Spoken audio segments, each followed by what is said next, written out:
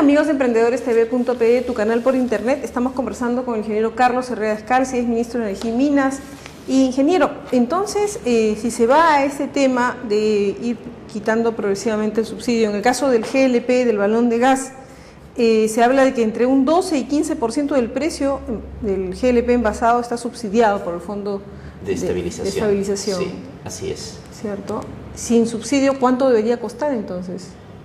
Sobre el precio actual sería como agregarle más o menos un 12%, digamos, sobre 36, estaríamos hablando de 40, quizás algo más, 42 soles el balón, ¿no? Más o menos. Ahora bien, se dice que también el diésel progresivamente va a ir ocurriendo algo así.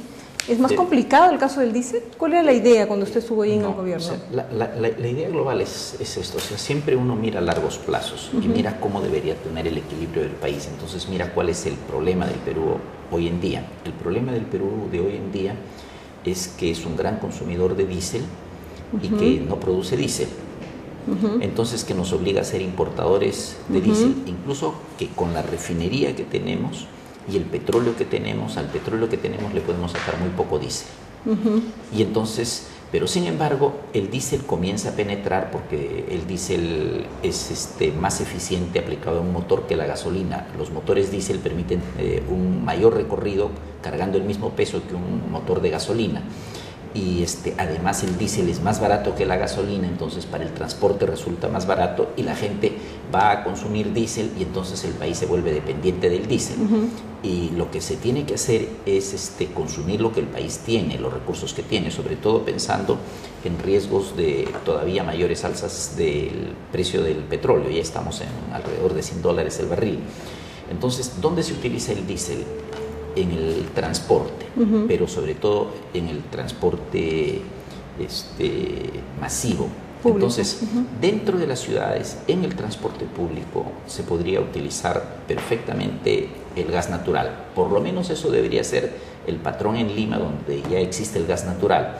En otras ciudades se puede ir llevando gas natural, induciendo al transporte a que utilice el gas natural. Tiene doble ventaja. Tiene la ventaja de que cuesta menos y que es más limpio, además que el país lo produce. En las propias ciudades, en ciudades como Lima, y esto por ejemplo ya lo están haciendo de alguna forma Santiago y Bogotá, debería comenzarse a introducir vehículos eléctricos o las opciones para usar transporte eléctrico, especialmente porque la fuente original de energía sería hidroenergía en el caso nuestro, y sería también un alivio en dependencia de los combustibles. Y luego entramos al sector residencial. Entonces, en el sector residencial, cuando hay una población concentrada, como es en el caso de Lima, lo deseable es utilizar gas natural. Y en aquellos casos al interior, donde es difícil que se pueda llegar, entonces es el GLP. Y el GLP debería tener el costo real, igual que los combustibles, y ser subsidiado focalizadamente, solamente para aquellos que lo necesitan, que es lo que se está haciendo. ¿Y en el caso del diésel? En el caso del diésel... ¿Es más difícil aplicar no debería serlo, porque lo que uno podría hacer es reducir la cantidad donde se consume el diésel. Entonces, por ejemplo, usarlo en el transporte. El diésel se utiliza sobre todo en el transporte público. Pero allí el subsidio debería mantenerse entonces, porque si no se mantiene, migrar futuro, al GNB no es tan fácil. Claro, entonces, ¿qué va a pasar futuro, con los precios de los pasajes? O sea, yo no soy partidario de que tengamos un combustible como el caso del diésel permanentemente subsidiado, donde entonces debería irse retirando poco a poco. Es preferible que su costo sea real, y para que su costo sea real hay varias cosas que se pueden hacer, y que sea real y que no sea tan alto. No olvide una característica ya. Nosotros tenemos hoy día el petróleo a $100 el barril, pero si calcula cuánto cuesta la gasolina de 95 octanos y la comprara no en galones, sino en barriles, se daría con la sorpresa que le cuesta $250. Y si la materia prima, que es el petróleo, cuesta 100, quiere decir que en esos 150 que incrementa para llegar al consumidor final hay algo más que el petróleo y gastos muchísimo más altos. Entonces hay una necesidad de revisar esa cadena de precios, incluyendo los impuestos, para que no sean tan onerosos. Entonces,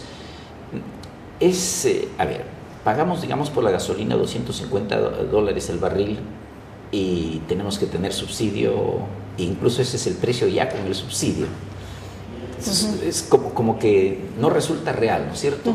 Entonces, creo que se puede llegar a precios que sean reales, que puede haber subsidios focalizados para quienes los necesitan y que hay que ajustar la cadena para que también el consumidor no termine pagando excesivamente, ¿no?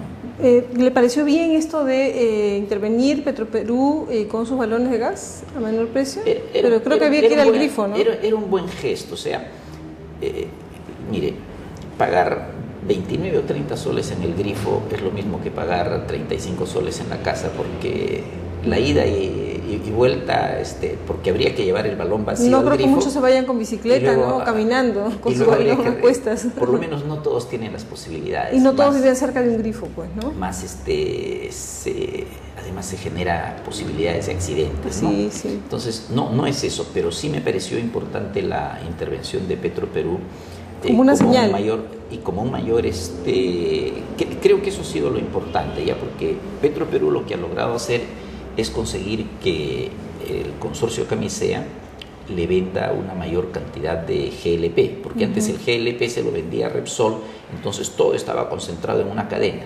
Ahora entonces, ya la se había participación de Petroperú lo que hace es le pone un equilibrio al sistema, y seguramente más adelante podrá, vía eficiencia, reducir los costos, pero eso, vía eficiencia, no vía subsidio. Finalmente, ingeniero, agradeciendo su presencia hoy, esperando tenerlo nuevamente, todo este tema del precio del petróleo, que usted bien ha dicho, alrededor de $100, ¿qué pasa si esto se dispara? ¿Qué va a pasar? Por eso, o sea, en algún momento ¿Volvería a aplicarse? ¿No tendría que volver a subsidiarse? O sea, no creo, por la crisis económica internacional, no creo que una subida del petróleo se dé en plazos muy cortos. En otras palabras, nos deja un tiempo, y ese tiempo es el tiempo que se tiene que utilizar para estar no totalmente blindados, porque quizás eso sea imposible, pero mucho mejor defendidos y frente a una posibilidad de alta tasa del petróleo. Hay varias medidas que se pueden y se deben tomar. Muy bien, será motivo entonces para una próxima conversación. Muchísimas gracias a Carlos Herrera Escalzi, ministro de Energía y Minas. Amigos, nos vamos a una pausa. Al retornar tenemos mucho más aquí en el programa.